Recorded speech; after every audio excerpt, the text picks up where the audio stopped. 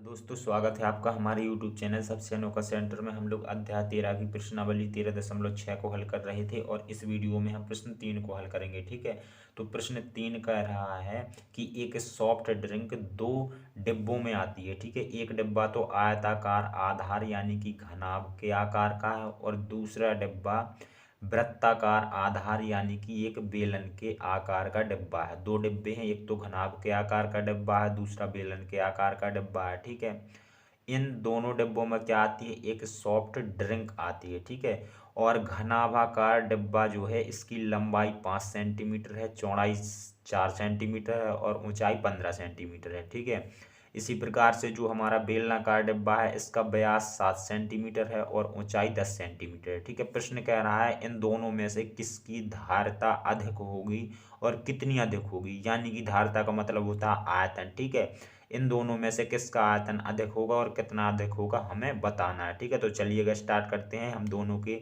एक एक करके आयतन निकालते हैं, फिर उसके अनुसार हम लोग आंसर दे देंगे। ठीक है, तो चलिएगा सबसे पहले हम लोग घनाभ की बात करते हैं। ठीक है, तो यहाँ पर लिखेंगे घनाभाकार डिब्बे की लंबाई, चौड़ाई और ऊंचाई सबसे पहले हम लोग लिख लेंगे। तो यहाँ पर लिखेंगे घनाभाकार डिब्बे की लंबाई,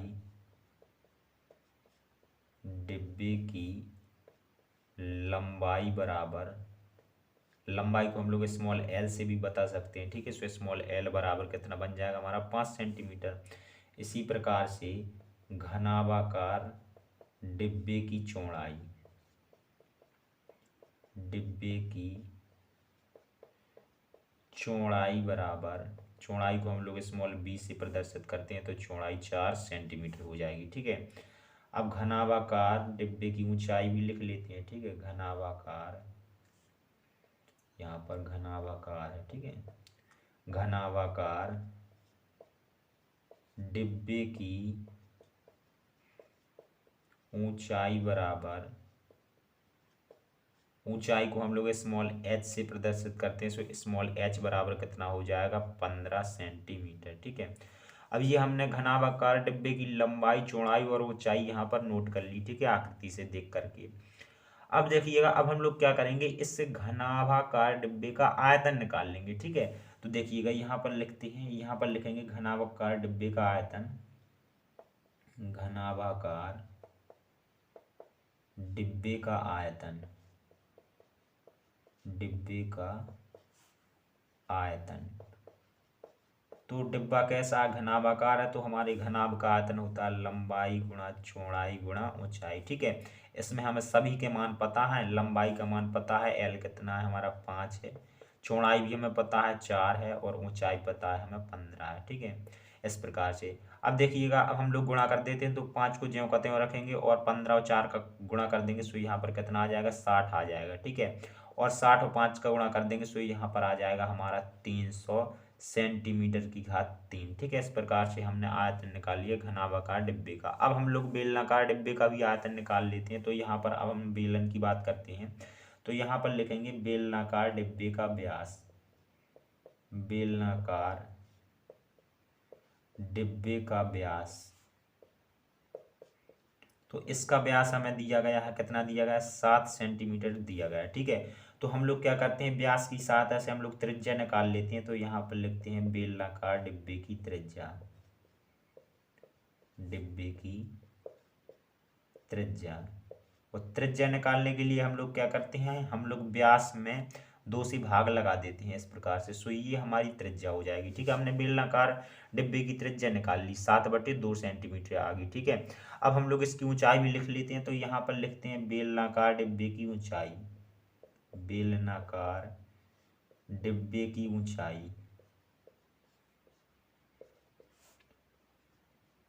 तो देखिएगा ऊंचाई कितनी दी गई है, ऊंचाई हमें दी गई है कितनी? 10 सेंटीमीटर। तो ये हमारी 10 सेंटीमीटर हो जाएगी। ठीक है, ऊंचाई को हम लोग स्मॉल एच से भी प्रदर्शित करते हैं, हमने आपको पहले ही बता रखा है। अब देखिएगा, हमें त्रिज्या पता है बेलनाकार डिब्बे की और ऊंचाई पता है। सो हम लोग क्या करेंगे, आयतन निकाल लेंगे बेलनाकार डिब्बे का। ठीक है, तो यहाँ पर लिखेंगे बेलनाकार डिब्बे का आयतन, बेलनाकार डिब्बे का आयतन, आयतन। ठीक है, तो डिब्बा कैसा है, अब हमारा डिब्बा बेलनाकार है, सो बेलन का आयतन होता है pi R square H, pi R square H. ठीक है, अब हम लोग इस सूत्र में मान रख के इसे हल कर लेंगे। तो देखिएगा पाई का मान होता है हमारा 22/7, तो हमने 22/7 रख दिया। अब बारी आई आर स्क्वायर है, ठीक है, तो आर का मान कितना है हमारे पास, आर का मतलब है त्रिज्या, तो आर का मान है हमारे पास में 7/2, 7/2। अब स्क्वायर है, सो इसे हम एक बार और भी लिख सकते हैं 7/2। ठीक है, स्क्वायर का मतलब है 2 बार लिख सकते हैं आर को।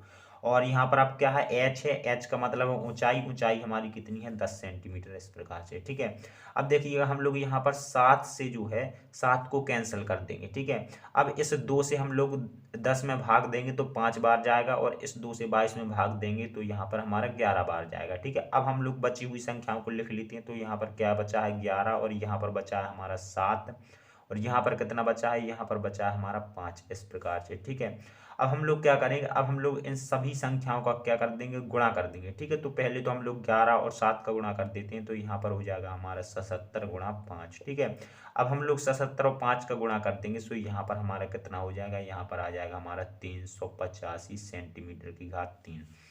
ये हमने बेलनाकार डिब्बे का आयतन निकाल लिया, और यहाँ पर हमने घनाभाकार डिब्बे का आयतन निकाला था। ठीक है, अब प्रश्न कह रहा था किसकी धारता अधिक है, धारता का मतलब हमने आपको बताया था आयतन। तो देखिएगा इसमें बेलनाकार डिब्बे का आयतन अधिक है, यानी बेलनाकार डिब्बे की धारता अधिक है। और प्रश्न कह रहा था कितनी अधिक है, तो वो भी हम लोग बता देते हैं। ठीक है, तो यहाँ पर लिखते हैं अतः, अतः बेलनाकार डिब्बे की धारता, बेलनाकार डिब्बे की धारता अधिक है। ठीक है, अब कितनी अधिक है ये भी बता देते हैं। ठीक है, तो यहाँ पर लिखते हैं तथा 385 माइनस 300 बराबर कितना आ जाएगा, 85 सेंटीमीटर की घात 3। इतना आयतन अधिक है बेलनाकार डिब्बे का। ठीक है, तो 85 सेंटीमीटर की घात 3 अधिक है। तो इस प्रकार से हमने बता दिया कि बेलनाकार डिब्बे का आयतन अधिक है, और कितना अधिक है, 85 सेंटीमीटर की घात 3। तो इस प्रकार से हमारा तीसरा प्रश्न कंप्लीट हो जाता है। चलिए मिलते हैं अगली वीडियो में, धन्यवाद।